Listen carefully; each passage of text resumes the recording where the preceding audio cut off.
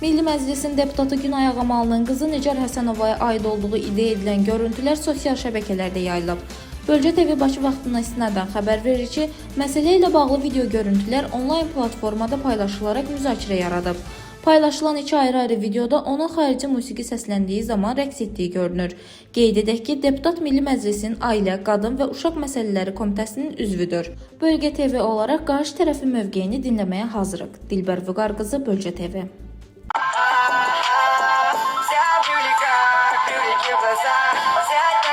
Эту штуку не поделать, я скидываю на вся привлека, кролики в глаза.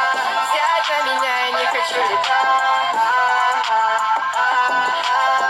Вся привлека, кролики в глаза. Взять на меня эту штуку не поделать, я скидываю на